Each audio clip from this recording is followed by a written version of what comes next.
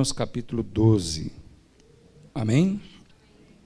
Rogo-vos, pois, irmãos, pelas misericórdias de Deus, que apresenteis os vossos corpos, o vosso corpo, por sacrifício vivo, santo e agradável a Deus, que é o vosso culto racional.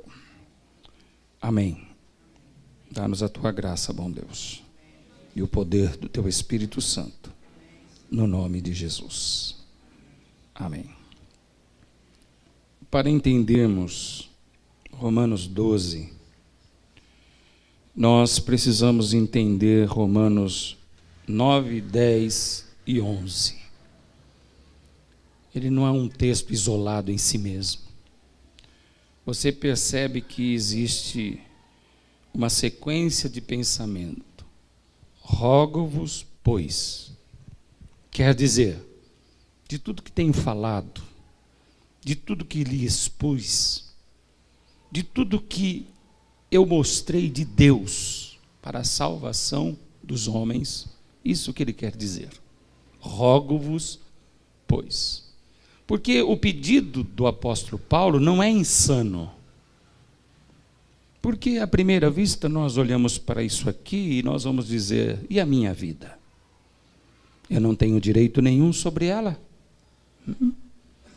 E eu posso me perguntar, o que é um sacrifício vivo? Porque desde então sacrifício é morto. O sacrifício se pegava, colocava no altar, se imolava, se queimava e subia com aroma suave. Não é?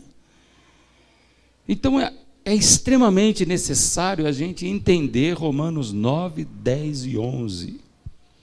Quando o apóstolo Paulo fala da salvação dos gentios. O que é que Deus fez para que nós pudéssemos ser alcançados? O que é que Deus fez com o seu próprio povo Israel para que nós, gentios, fôssemos alcançados? É um plano inimaginável que não cabe na nossa mente. A gente pode ler 9, 10, 11, 9, 10, 11, ler 100 vezes e nós não vamos compreender na nossa mente finita esse processo de Deus. Só pessoas assim, que tiveram uma vida como o apóstolo Paulo, é que podem discernir e que podem concordar quando ele diz, rogo-vos, pois, que podem concordar com o seu pedido, não é? De autossacrifício, de sacrifício vivo. Não é? A coisa é tão surpreendentemente grande que nós vamos ler aqui os versos de 33 a 36, que nós cantamos alguma vez na igreja. Ó profundidade da riqueza, tanto da sabedoria como do conhecimento de Deus. Quão insondáveis são seus juízos e quão inescrutáveis os seus caminhos. Ora, quem, pois, conheceu a mente do Senhor? Ou quem foi o seu conselheiro? Quer dizer assim, quem que ensinou Deus? Quem aconselhou Deus para que esta maravilha se determinasse sobre as pessoas que ele criou? Quem primeiro deu a ele para que lhe venha a ser restituído? E ele diz, então, porque dele, e por meio dele, e para ele, são todas as coisas. A ele, pois, a glória eternamente. Amém. Esse texto vem corroborar com a grande afirmativa do apóstolo Paulo aos Efésios, quando ele diz que a salvação é pela graça. Não vem de vós, é dom de Deus. Dom de Deus. Então, você percebe que quando ele começa a falar, ó profundidade, o homem some,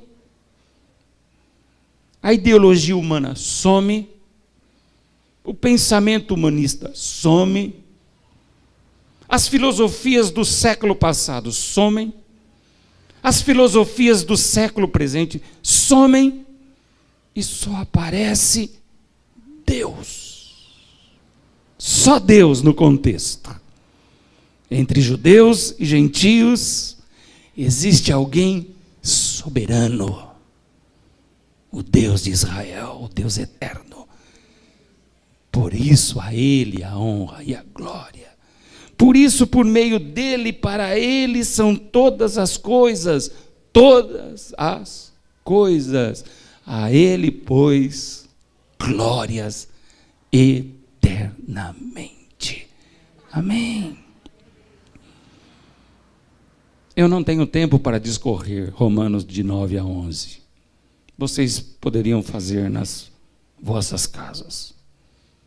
Pedir orientação para o Espírito Santo de Deus, para Ele lhes dar entendimento e perceber a grandiosidade da tua salvação. Não dos gentios. Olhando para o que Deus fez, para que você, eu digo você, porque Ele mostrou para mim já. Você. O que Ele fez? Até culminar com a cruz do Calvário. Então, diante de tudo, a única coisa que nos resta, preste bem atenção, depois de tudo o que Deus fez, a única coisa que me resta é ser um sacrifício vivo. Porque se for menos do que isso, eu estou dando de ombros a grande obra que Ele fez. Se eu for menos do que um sacrifício vivo, menos que um sacrifício vivo, eu não consegui ainda entender a salvação. Se eu for menos do que um sacrifício vivo, eu sou apenas um membro de igreja e não estou em Cristo. O mínimo que se pede para aqueles que são salvos é que eles sejam sacrifício vivo. E essa marca é marca de discípulo. Não é marca de cristão, de crente. É marca de quem é discípulo. E esse texto está associado também ao pensamento de que Jesus Cristo, quando chama os seus discípulos, diz: aquele que quiser vir após mim, negue-se, torne-se um sacrifício vivo. Negue-se a si mesmo. Tome cada dia a sua cruz e siga-me. Negar-se a si mesmo, tomar cada dia a sua cruz, é ser um sacrifício vivo. Quando Paulo faz o pedido, ele entende a dificuldade de se assimilar. Ele entende a dificuldade do ser humano de aceitar. E ele entende ainda muito mais a dificuldade do ser humano de praticar esse tipo de pedido que o Espírito Santo faz através de Paulo. Por isso que ele começa o texto falando: rogo-vos. Quer dizer, eu suplico, do fundo da minha alma, eu estou aqui olhando para vocês, eu estou olhando para a vida de vocês, e eu estou percebendo que vocês não estão entendendo, que vocês não estão vivendo. Então eu quero suplicar, eu quero implorar, para que vocês entendam, para que vocês voltem os seus corações. É o rogo da entranha da alma, do profundo do coração. E esse rogo também tem tudo a ver com absolvição e condenação. Porque quem é que vai entrar no reino dos céus? O sacrifício vivo. O sacrifício vivo é que vai entrar no reino dos céus. Nós não podemos deixar o nosso coração nos enganar, achando que podemos viver a vida de Deus e a nossa própria vida também. É impossível. Não há liga. Ou eu vivo a vida de Deus, ou eu vivo a minha vida. Não há coerência entre o que Deus pede e o que o meu coração manda. Então ele entende a minha dificuldade de entender isso, porque eu vejo no mundo coisas boas. Eu vejo no mundo coisas aceitáveis. Eu vejo no mundo coisas das quais eu possa me envolver sem ferir o meu caráter espiritual. Eu vejo. Mas quando nós vemos no mundo coisas que pensamos que não vai alterar o meu caráter espiritual, já há alguma coisa errada. Porque tudo que há no mundo, diz a palavra, a concupiscência da carne, a concupiscência dos olhos, a soberba da vida, não procede de Deus, mas do mundo. Tudo que vem do mundo vai afetar o meu caráter espiritual. Basta você perceber as lutas do nosso querido irmão Elton, quando ele estava ministrando aqui. Olhando para o seu coração, ele via a sua debilidade, mas olhando para Deus, ele viu o amor de Deus. Até que se tome uma decisão. Eu não quero viver nas minhas debilidades. Eu quero viver o amor de Deus. O escritor de Hebreus, no capítulo 12, ele diz: visto que estamos rodeados de tão grande nuvem de testemunhas, corramos com paciência a carreira que nos está proposta. Mas antes disso, ele diz: não se embaraceis com os pecados e com as coisas desta vida. Existem coisas nesta vida que a princípio não são pecaminosas, mas que se tornam um pecado. Porque roubam o nosso tempo com Deus. Roubam a nossa vida com Deus. Roubam os nossos momentos de oração.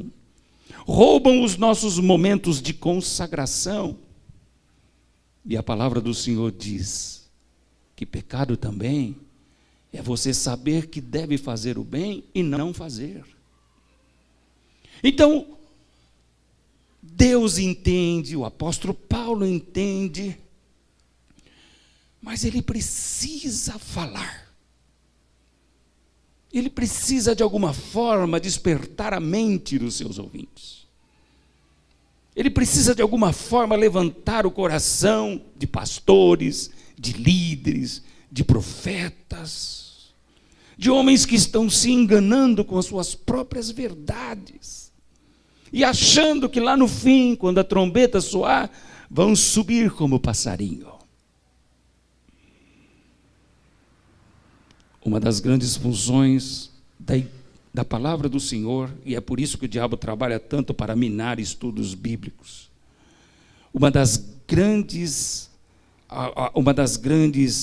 um dos grandes desafios da palavra do Senhor, né, na questão do nosso compromisso com Deus, é nos afastar das ideias divinas. É nos afastar da ideia de Deus. Porque existem hoje, dentro das igrejas, muitos homens trabalhando as suas ideias. E são essas igrejas as mais numerosas, as que se abarrotam de gente. Mas quando alguém começa a ouvir a ideia de Deus, aquilo não lhe é prazeroso. E isso é um trabalho do diabo. Não lhe é prazeroso. Porque Deus vai conflitar comigo. Vai conflitar com o que eu penso.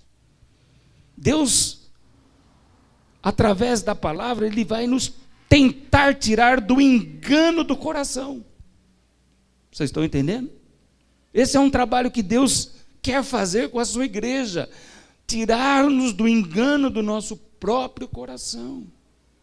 E talvez você esteja me ouvindo, e você ainda esteja pensando assim: mas o que eu sou e o que eu faço não afeta o meu caráter espiritual.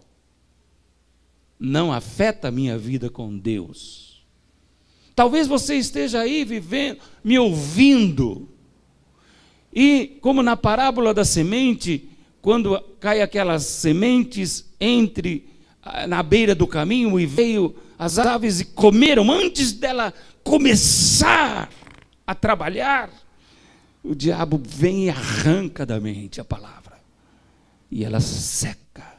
Ou como nas pedras rochosas, aonde a semente cai, mas não tem raízes para firmar, e vem o sol, vem as lutas, as tribulações, e a semente seca e morre. Porque esse é o trabalho do diabo, é arrancar da nossa mente a palavra de Deus, e nos convencer de que o que pensamos e o que fazemos é o correto, independente da palavra. Há uma outra coisa que o diabo faz também para nos levar ao engano do coração, e essa é muito corriqueira nos dias de hoje, é perverter a interpretação original do texto. É dar sentido diferente ao que o texto diz. Por isso que eu estou falando, se eu for pregar Romanos 12, olhando só para 1 e 2, eu vou pregar de uma maneira. Mas se eu olhar para 9, 10 e 11, eu vou pregar de outra maneira. E eu vou me preparar para isso, para que a minha igreja, lá na frente, não diga: o pastor nunca me avisou. Eu nunca ouvi sobre isso. Então nós temos a oportunidade de ver e de saber que o diabo agora, nesse exato momento, já está tentando roubar a semente que está sendo lançada. Ele não espera você sair de lá, porque a mente, a nossa mente, é mais sagaz do que qualquer outra coisa. A nossa mente é a oficina do diabo. E o fato de você estar aqui dentro não é garantia de que a sua mente esteja presa ao que Deus está falando. Não é garantia. Eu vou contar uma historinha para vocês. Acho que eu já contei aqui na igreja. De um rapaz que era vizinho de uma velhinha. E a velhinha era crente da Assembleia de Deus. E todo dia ela passava lá: oi, tudo bem? Eu queria convidar você para ir na igreja. Ah, qualquer dia eu vou. Mas foi passando o tempo, aquilo foi importunando aquele jovem. Ô, você não quer ir na igreja hoje? Ai, meu Deus, lá vem a velha. Então, às vezes ele via a velhinha vindo lá, ele já ia, entrava para casa, ela... Não acredito que ela estava tendo falta. Oi, dona Maria. Maria é o nome que eu estou dando, certo? Não era Maria. Você não quer ir na igreja hoje? Aí ele foi se enchendo, e falou assim: ó, eu vou ter que ir na igreja dessa mulher. Porque aí pelo menos ela para de me encher, né? A paciência. Só que eu vou fazer o seguinte, eu vou pegar uns tuchão de algodão, eu vou pôr tudo no ouvido. Porque eu não quero, ainda mais aquela igreja barulhenta lá. Os caras parecem doidos, ficam uivando lá dentro. E ele encheu o ouvido de algodão. Pôs um gol, assim, para ninguém ver as coisas, e foi para a igreja. Resultado, ele não ouviu nada. Começou a pregação, ele não ouviu. Aí começou a coçar o ouvido. E a coceira foi aumentando. Ele tirou para coçar. E quando ele tirou para coçar, ele ouviu uma frase do pastor: quem tem ouvidos para ouvir, ouça o que o Espírito diz às igrejas. Ele, pá! Foi a única coisa que ele ouviu do culto todo. 3 horas de culto. Foi embora para casa, ele falou assim, bom, agora, tranquilo. No outro dia, velhinha, eu não acredito, já fui. Gostou? Gostou do culto? Quando você quiser voltar, viu? A gente vai. Mas aí a velhinha sumiu. Parou. Eu vejo um processo de Deus em todas as coisas para salvar alguém. O que começou a acontecer com aquele rapaz? Ele ia deitar, aquele que tem ouvidos para ouvir. Ouça o que o Espírito diz às igrejas. Ele ia trabalhar, aquele que tem ouvidos para ouvir. Ouça o que o Espírito diz às igrejas. Aquele, todo lugar que ele ia, aquele que tem ouvidos. Aí ele começou, que será que falou aquele homem? Aí se inverteu. Olha ele na casa da velhinha. Oi, filho, tudo bom? Entra. Não, não vou entrar, só quero fazer uma pergunta para a senhora. O que aquele homem pregou aquele dia? E contou a história para a velhinha. E a velhinha, com sensibilidade, disse: ele pregou que você é a pessoa mais importante para Jesus. Que ele ama você com amor de cruz. Que ele deu a sua vida para te salvar. E aquele jovem caiu chorando aos pés de Cristo. E entregou a vida para Jesus. Existe um trabalho de Satanás, pasmem, na vida do crente, para que ele não adentre a sua palavra, porque a palavra vai transformar, vai mudar. E enquanto eu pensar que a palavra de Deus vai tirar algumas coisas de mim, eu não vou dar brecha para ela.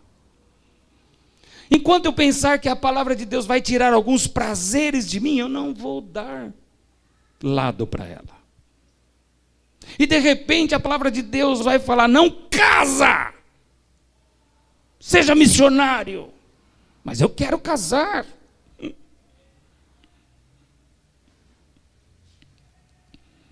Então, o apóstolo Paulo, ele entende as nossas dificuldades de entender a palavra.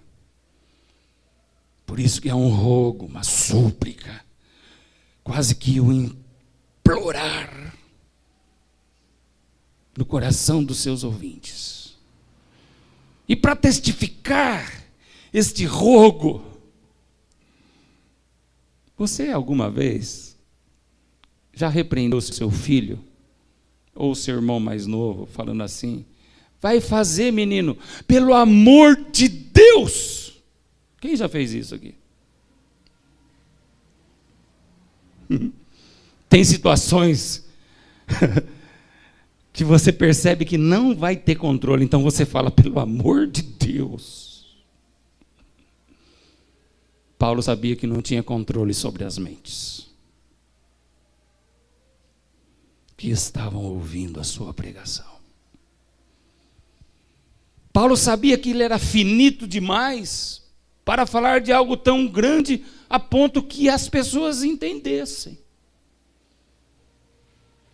Então, além de rogar, clamar, implorar, o que ele faz? Pela misericórdia de Deus, pelo amor de Deus, me atende. Vocês estão entendendo, irmão? Esse é o peso da dificuldade. De nós sairmos daqui e vivermos tudo igual. Como vivemos essa semana. A grande problemática nossa é viver outra vez a semana da mesma forma.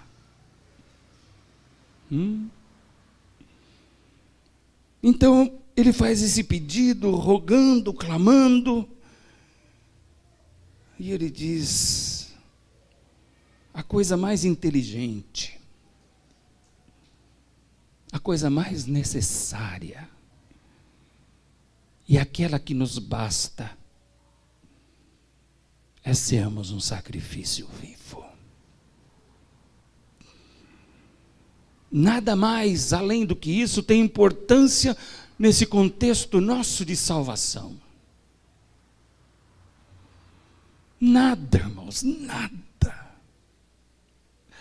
Absolutamente nada é mais importante. Mas falta-nos saber o que é um sacrifício vivo.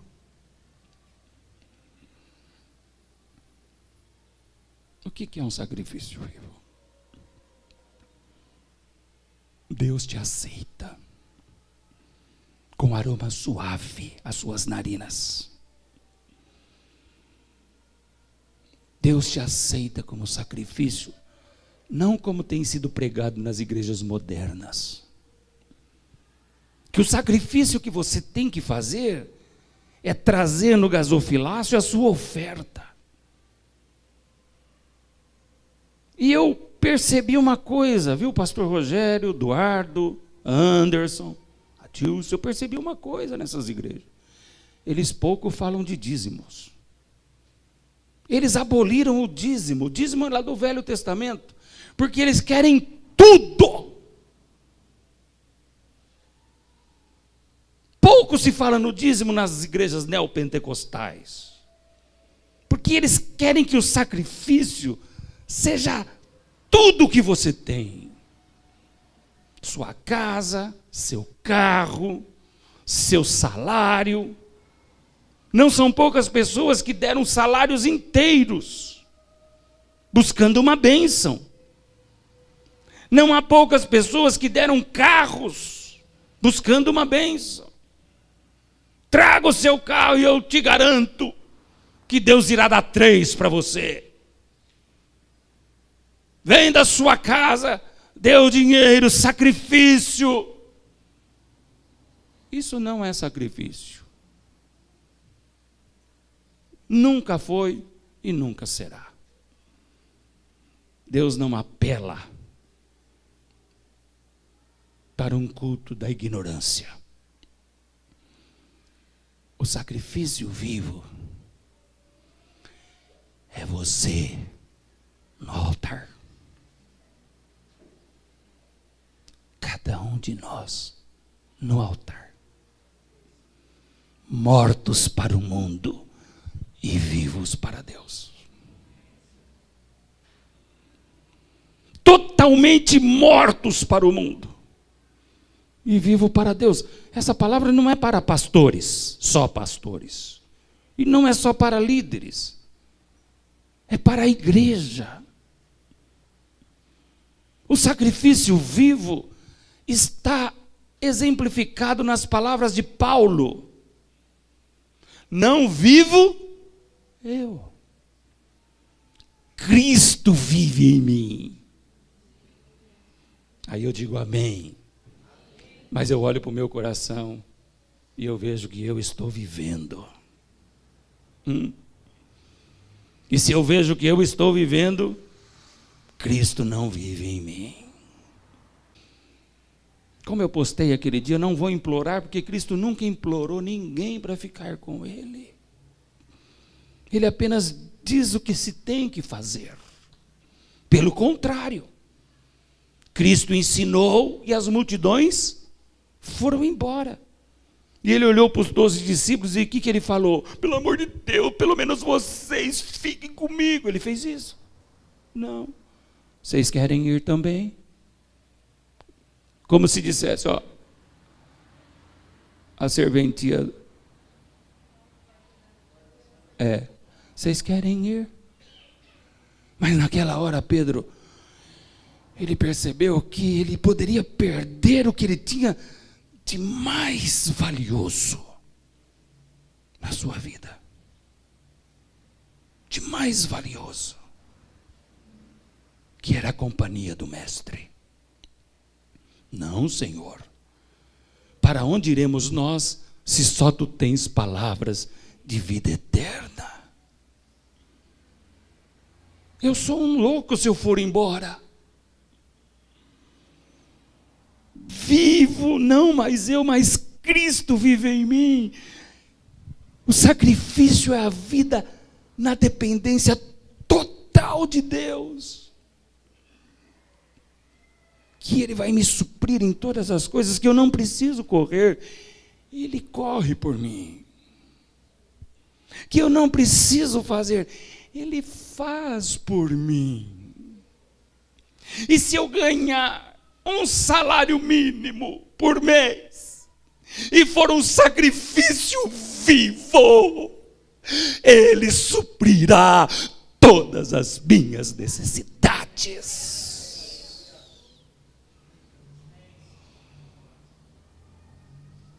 Um salário mínimo. E Ele suprirá todas as minhas necessidades. Sacrifício vivo está na vida de Moisés. Quando ele entendeu Deus, quando ele entendeu a ideia de Deus, ele estava bitolado com a cultura dos egípcios. Ele tinha criado ao berço de Faraó. Ele sabia tudo, o glamour. Ele vivia intensamente o glamour do Egito, as riquezas do Egito. E até o fim da sua vida, ele iria viver naquele glamour. Ele ia ter não uma casa boa, um palácio real. Ele ia ter todas as mulheres que ele quisesse. Ele ia ter todas as carruagens que ele tivesse. Ele ia ter tudo. Até o dia que ele se encontra com Deus no monte. E naquele momento, quando Deus falou para ele, tira a sandália dos teus pés. Porque o lugar que tu és santo, o lugar que tu pisas é santo. Ele percebeu que da onde ele tinha sido tirado, estava levando ele à morte. E ele decidiu ser um sacrifício vivo, vagante pelo deserto, na providência total e absoluta de Deus. E às vezes fico pensando, será que na mente de Moisés passou nas várias provações que ele teve depois do monte, o saudosismo do Egito, a glória do Egito? Talvez como humano, ele tenha pensado algumas vezes, porque o povo mesmo pensou nos pepinos, nas cebolas, na comida do Egito. Talvez ele tenha pensado, mas ele tinha tomado uma decisão. Deus me chamou para ser sacrifício vivo. E o escritor de Hebreus diz então, que ele preferiu não ser chamado filho da filha de Faraó. E usufruir por algum tempo o gozo da satisfação do pecado. Eu bem que poderia, porque para e pensa comigo, quantas oportunidades você tem diariamente de trocar Deus, de trocar seu ministério, de fazer uma barganha com Deus. Quantas vezes? No engano do coração. Quantas vezes? Mas ele preferiu ser maltratado com o povo de Deus a usufruir do poder do pecado e da alegria do pecado, numa transitoriedade desse tamanho. Sacrifício vivo. Talvez vocês não estejam me entendendo ainda. E vão continuar vivendo da mesma maneira. Correndo atrás de vestidos, de moda, de carros. Correndo atrás de status, de riqueza, de sucesso, de bem-estar. Talvez tudo continue da mesma forma. Mas um dia, ninguém poderá falar que o Espírito Santo não me orientou. Esse sacrifício vivo está na vida de Paulo, está na vida de João, o apóstolo, está na vida de Pedro, dos discípulos. Esse sacrifício vivo está em todos os irmãos na igreja primitiva, quando todos tinham tudo em comum, e cada um não olhava propriamente para o que era seu, mas para o que era dos outros. Sacrifício vivo, mas não só vivo, ele tem que ser santo. Um sacrifício santo. Ora, amados, preciso lhe fazer uma pergunta. Você sabe qual é o único meio de santificação das nossas vidas?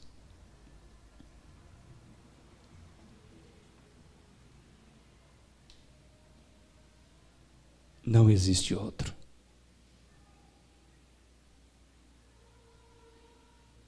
Se você não lê a palavra, você não se santifica. Ah, mas eu oro bastante. Se você orar bastante, o Espírito Santo vai falar, vai ler a Bíblia. Vai meditar nela. E sem santidade ninguém verá o Senhor. O sacrifício vivo é um sacrifício santo. Quando nós chegamos na igreja para cultuarmos o Senhor, muitas vezes achamos que estamos bem. Quantas vezes eu mesmo subi, eu mesmo digo, não é porque eu sou maior que vocês, pelo amor de Deus.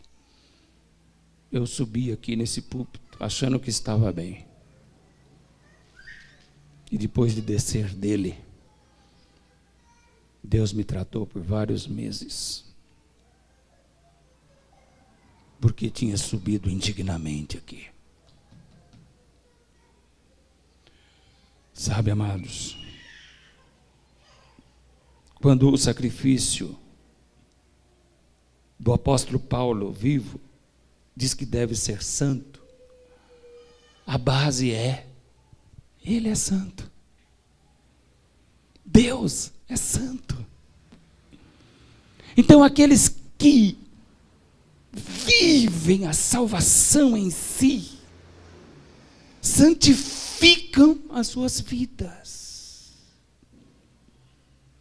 e lutam contra todo tipo de pecado e de inclinação.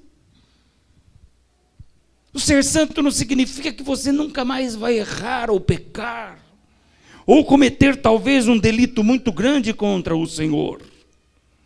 Mas o ser santo significa que na hora do pecado, você sabe que tem um caminho de retorno, você dobra os joelhos e você ora e confessa e segue em frente. Eu não me lembro agora quem foi que disse esta frase, se era John Bunyan. Se o senhor lembrar, pastor, o senhor me fala. Ele diz assim: a diferença das ovelhas e dos bodes. Os bodes nunca oram em secreto. No dia que eu li isso aí, irmãos,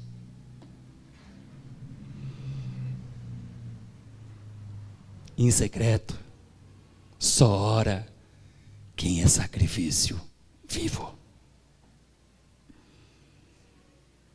Só quem é discípulo.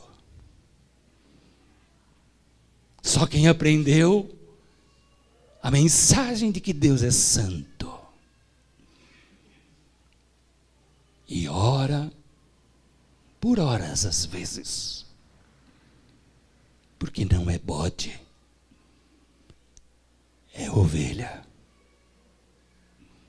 E nesta hora de oração secreta, é que são apurados, é que são levados a Deus, porque não tem como, na oração secreta, se esconder nada de Deus. Na oração da igreja coletiva, escondemos muitas coisas, mas na oração secreta, quando você dobra o joelho, Deus está tirando um raio-x do seu coração. Ontem lá, na minha integração, tivemos uma palavra de 1 hora de um pastor Amadeu, não é aquele. E ele disse o seguinte: um dia lá na minha igreja, o irmão diácono pediu para... Vocês se cansaram já, irmãos? Tem muita gente abrindo a boca. Quem quer ir lá lavar o rosto, voltar? Hein? Tem, não? Segura firme aí, irmão. Quando eu falo muito, é muita, viu, irmão? Não é um só, não. E ele falou assim: eu quero cantar um hino com a minha esposa.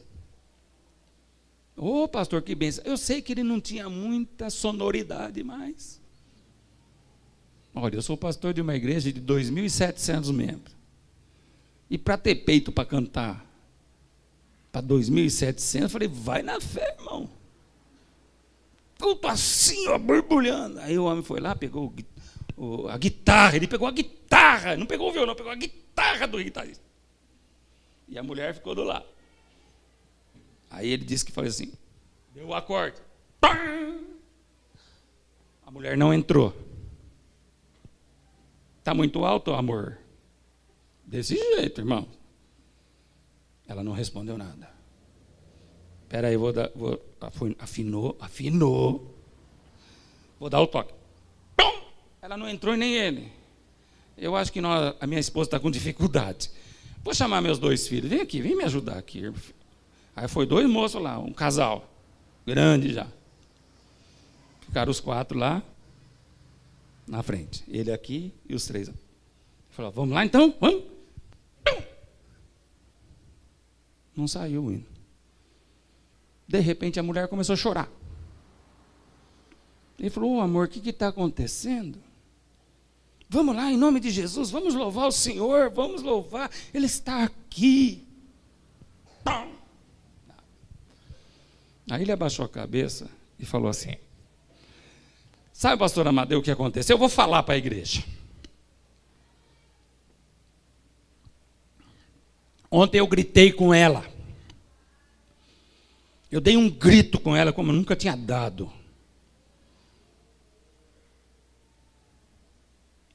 Preste atenção nisso, irmão. Eu dei um grito. Mas nós estamos aqui no altar, vamos louvar o Senhor. Ele falou: não, pastor, não é assim. Ô, irmão diabo. Foi isso mesmo que aconteceu? Eu vou ser sincero. Não é que eu só gritei, eu empurrei ela também. Eu dei um empurrão que ela foi parar lá na porta da cozinha. Falou, irmão, então não dá para cantar. Como que você quer cantar fazendo isso com a sua esposa? Aí minha mente vagou. Dentro das igrejas, filhos rebeldes que gritam com os pais, com as mães. Pais que provocam ira nos filhos, mulher desobediente, mulher mandona, homem. E depois vai pregar, vai cantar, vai tocar. Minha mente começou a voar. Por isso que eu falo, a gente não tem poder na mente, a gente tem que ter um equilíbrio muito grande. Olhei para o meu coração e vi quantas vezes eu subi aqui indevidamente, sem me santificar. Aí ele começou a chorar. Ele falou assim, mas eu quero falar a verdade mesmo. Não é que eu só gritei, empurrei, eu bati nela hoje. Diácono da igreja.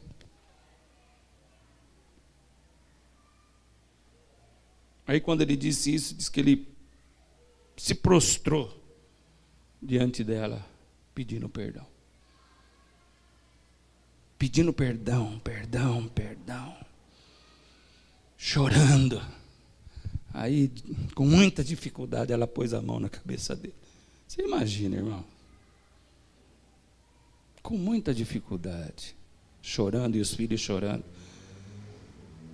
Aí ele pegou e falou assim, aí aconteceu uma coisa que eu jamais poderia pensar que ia acontecer. Centenas de casais começaram a se pedir perdão um pelos outros.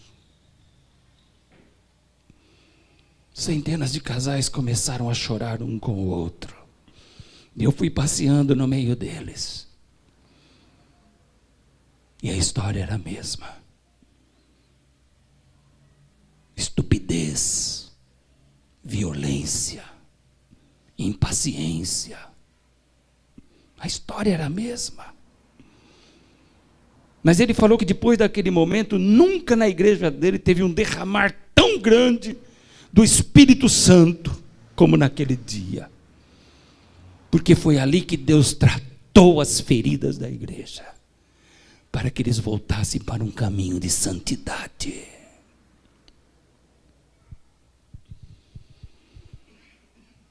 Sacrifício vivo, santo e agradável. Aí diz que ele chegou em casa, Mônica. Ele falou assim, a gente como pastor, só tem uma pessoa que pode ser o meu parâmetro naquilo que eu sou. Você que é pastor, você que é líder. É a sua esposa. Porque ela te conhece. Ninguém mais. A igreja não tem nem ideia do que você é e do que você faz fora da igreja. Mas a sua esposa sabe. Então eu aprendi a sempre, de 2 em 2 semanas, pelo menos, dizer para minha esposa, eu estou bem.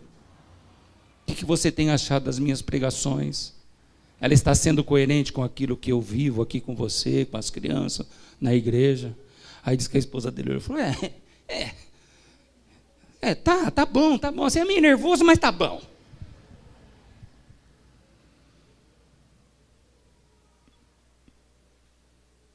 Eu quero contar outra historinha desse pastor. Vocês têm paciência? Essa vocês vão gostar. Ele achava o supremo santão da igreja. Ele tem 65 anos. Ele olhava para a igreja dele assim, ele falava, puxa vida, olha o que Deus fez através da minha vida. Eu tive origens umbandistas, servi o diabo anos e anos, e Deus me resgatou do centro de Umbanda. E a minha igreja fica na esquina agora, 31 anos. O centro de Umbanda continua aqui, a minha igreja é aqui. E Deus me pôs aqui para eu nunca esquecer de onde Ele me tirou. Mas eu tinha um grave problema, irmãos. Ele falou. Eu tinha nojo de comer na casa dos irmãos. Sabe, eu não sabia quem preparou, se lavou a mão, se foi no banheiro e voltou e continuou fazendo. Então eu chegava nas casas assim, ô irmão, você quer comer? Não, eu estou em jejum e oração, irmão. Vai vendo, irmão, vai vendo. Vai vendo, porque uma hora dessa Deus vai ter que fazer um trabalho com você, para ser um sacrifício santo. Não espera muito, já corre para os braços dele. Porque para fazer de nós um sacrifício santo e vivo, dói. Dói demais. Aí a igreja começou a comentar, esse pastor está jejuando demais. Ele tinha visita todo dia. Está ficando fraquinho. Coitadinho. Não é? Sei o quê. Foram chamar, queriam até levar ele no médico. Falou, não, mas eu sou de Deus, Deus me pede. Deus. Aí ele se habituou e falou assim, bom, eu vou fazer o seguinte, eu vou comer ovo na casa dos irmãos. Porque ovo você tira da casca, joga coisa e acabou. Vai com a escumadeira, ninguém tira com a mão. Ele falou, irmão, e eu falava assim, não, está tudo bem, porque eu já ganhei quantas almas, eu prego, eu canto, eu faço tudo, né? Tem ovo aí? Tem. Aí ele pega, tem limão? Ele limão no ovo e comia. Um dia ele recebeu o telefonema de um pastor de uma mega cidade para ir lá fazer uma conferência de 3 dias. Ele falou, ô pastor, claro que eu vou. O pastor falou assim, a gente paga tudo, viu? Não, fica tranquilo. Ele chegou na rodoviária, tinha uma carroça bem na frente assim. Ele falou, nossa, aqui tem carroça, uma baita metrópole dessa. Aí o cara desceu da carroça e falou, ô pastor, é você? Ele, ué, é comigo o negócio? Ai, Jesus, será que ele me veio buscar de carroça? Sobe da carroça, você vai na frente.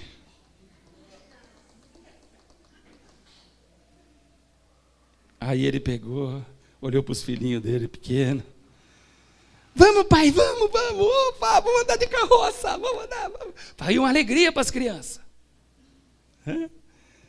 Aí subiu, não, eu vou aqui atrás. Não, vai na frente comigo. E foi embora, pegou, foi saindo da cidade e indo para o pasto. Falei, meu Deus do céu. Onde é a sua igreja, irmão? Não, você vai ver daqui a pouco. Aí chegou, tinha uma subidona assim, ele falou assim, eu quero andar um pouco, porque ele pensou assim, a carroça vai virar para trás. O cavalinho do homem dava para contar as costelas dele. Ele falou, vai virar para trás. Ele pegou, desceu, as crianças foram correndo, tudo felizes, e ele chegou com a língua desse tamanho. Aí disse que ele olhou assim, tinha um barracão de madeira antiga, velha, sabe? Grande. A minha igreja é essa aqui, pastor. Ele falou, Jesus. E a sua casa? Está ali atrás da igreja, era um casebrão. Vamos lá. Diz que quando ele entrou na sala, tinha um cheiro misturado de urina, com óleo diesel, com esse cheiro de rodoviária. E ele falou, meu Deus.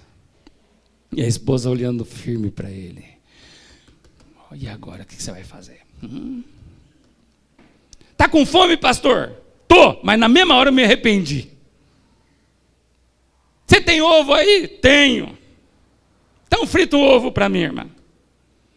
Aí ele falou assim, diz o bom ditado, se você quiser comer uma comida boa, não vai na cozinha olhar. Eu fui. Quando eu fui, ela estava batendo a frigideira assim na parede, tirando as crostas da frigideira, e o óleo em cima da mesa, um óleo velho, ela pôs assim, encharcou de óleo. Mas naquela hora ele percebeu que algo estava vindo do céu.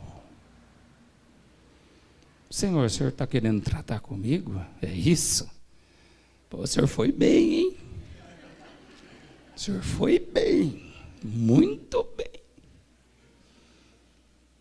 Aí a mulher gritou da cozinha, 2! Ele falou, não, um só tá bom. Ele falou, irmão, eu não sei de onde veio aquele ovo, mas ele tomava a frigideira inteira. Estava banhado. A senhora tem limão? Foi 3 limão no ovo.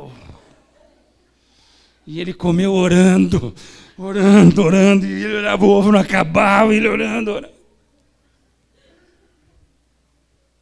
Tudo isso para falar de santificação, viu, irmão? Falou assim, olha, pastor, agora que você comeu, né, tá bem, bateram um papo, o senhor vai dormir no quarto das crianças. Eu tenho 3 filhos, né? O senhor vai dormir numa cama. Ele entrou no quarto, era puro xixi, cheiro de xixi. Aí 2 moleques falaram, o senhor vai dormir com o Joãozinho. Ele falou, o que esse Joãozinho tem, né? Que já empurraram o Joãozinho. Aí ele falou assim, Senhor, o senhor me desculpa, mas eu vou voltar à antiga vida. Ele falou que naquela época eu usava Avanço. Lembra do desodorante Avanço? Existe ainda Avanço? Não sei. Ele disse que pegou o lenço dele, encheu de Avanço e...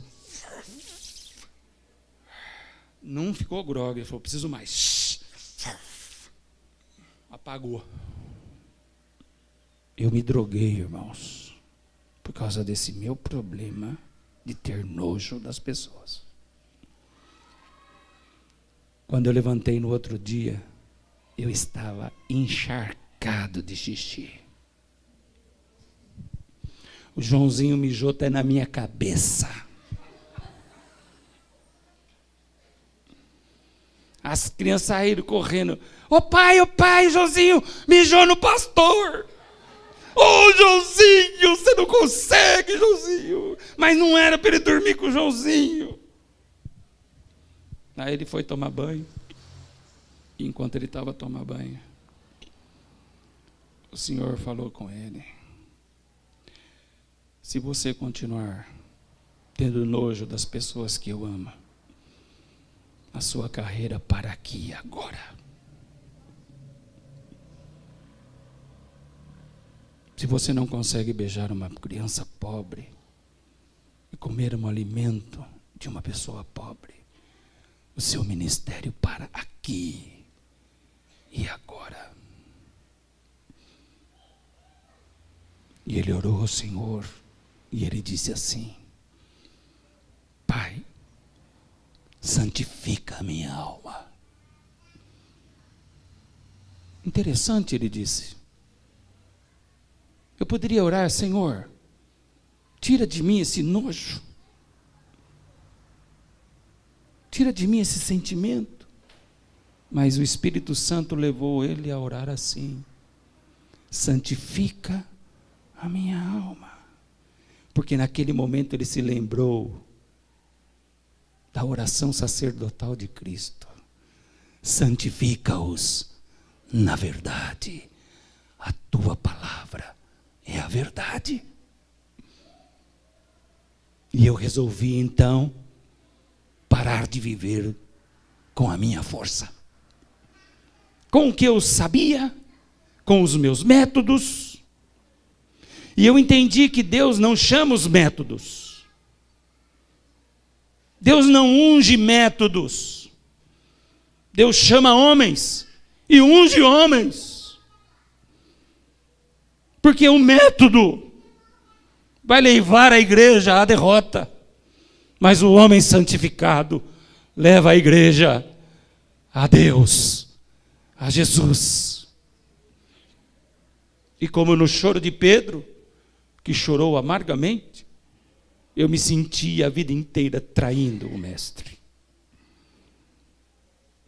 Me ajoelhei e confessei. E quando eu pedi para que Deus santificasse a minha vida, todo aquele sentimento foi tirado com a mão. Hoje eu posso ir na casa de qualquer irmão e eu como o que me é dado, sem nojo. Porque nós precisamos aprender a ser um sacrifício vivo e santo. E é isso que agrada a Deus. Deus não se agrada de como eu prego bem, de como eu canto bem, de quanto eu toco bem. Deus não se agrada dos meus projetos ou dos meus métodos. Deus se agrada das pessoas que vivem como um sacrifício vivo, santo e agradável ao Senhor. Ó profundidade das riquezas, da ciência e do conhecimento de Deus. Quão insondáveis são seus caminhos, inescrutáveis, todos eles. Quão amáveis são os teus caminhos, porque dele, por ele, para ele são todas as coisas. Permita que ao menos hoje o Espírito Santo trabalhe no seu coração. Deixe essa palavra produzir frutos dignos de arrependimento. Volte-se para Deus, que é rico em perdoar. Volte-se para Deus, que é rico em restaurar e fazer frutificar todos os nossos corações. Ó amado Deus, Tu sabes que eu tenho me estendido nas pregações além do tempo devido.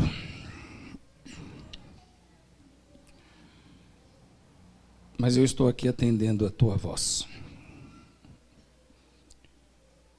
Porque depois desta 1h15 de pregação, muitos aqui ficarão sem palavra, sem Bíblia, sem consagração, sem santificação.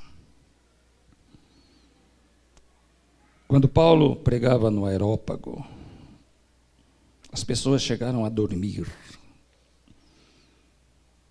mas ele não deixou de pregar. E eu espero, Senhor, e oro, para que esta palavra encontre corações férteis, terra boa, que frutifique a 30, 60 e a 100 por um. Eu espero que esta palavra nos leve ao entendimento do chamado, da escolha que Tu fizestes para com cada um de nós. E que possamos ter aqui, não uma igreja perfeita, mas que possamos ter aqui uma igreja compromissada, que defenda a verdade e que lute pela verdade, em sacrifício vivo, santo e agradável a Ti. Que a graça do nosso Senhor e Salvador Jesus Cristo, que o amor de Deus o Pai e as consolações e comunhão do Espírito estejam com todos vós, agora e sempre. A igreja diz amém. Amém. Graças a Deus. Vai na tua força, meu querido irmão. Amém.